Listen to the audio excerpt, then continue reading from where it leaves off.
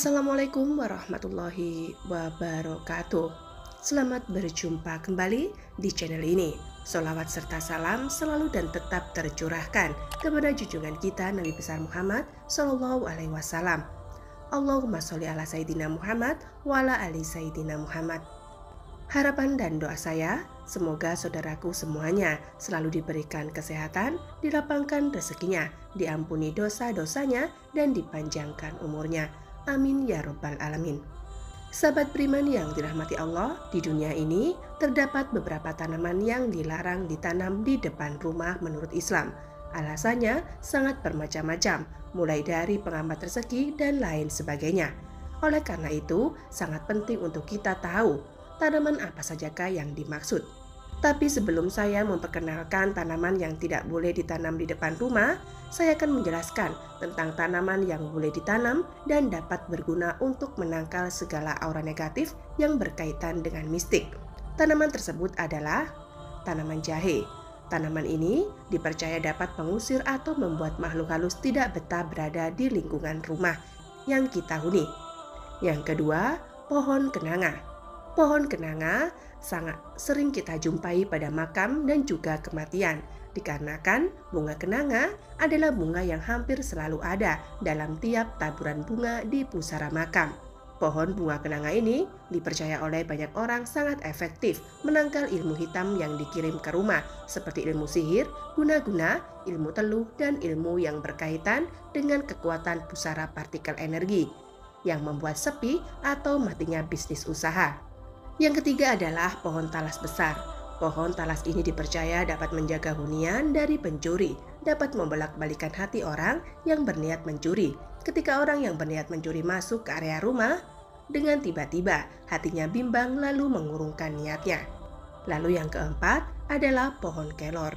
Pohon kelor disebut sebagai pelindung terbaik sebab tanaman ini dapat menangkal ilmu hitam, guna-guna, sihir, dan teluh. Tata letak tanaman ini, jika akan ditanam maka tanamlah di 4 sudut pekarangan rumah. Sahabat beriman yang dirahmati Allah, dan berikut ini adalah tanaman yang tidak boleh ditanam tepat di depan rumah. Yang pertama adalah tanaman mirtus atau asam Jawa.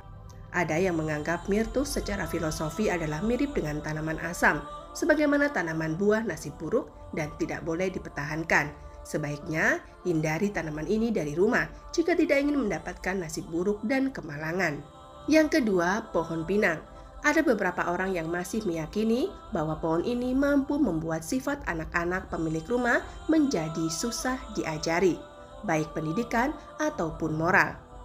Lalu selanjutnya adalah tanaman mati. Selain mengurangi estetika atau keindahan rumah, tanaman mati bisa membawa hal buruk bagi kehidupan kita. Jika ada tanaman yang sudah mati, lebih baik segera singkirkan dan bersihkan dari halaman rumah. Banyak orang yang percaya kalau tanaman mati menjadi sumber unsur negatif dan kemalangan yang ada di rumah. Lalu yang keempat adalah tanaman kaktus.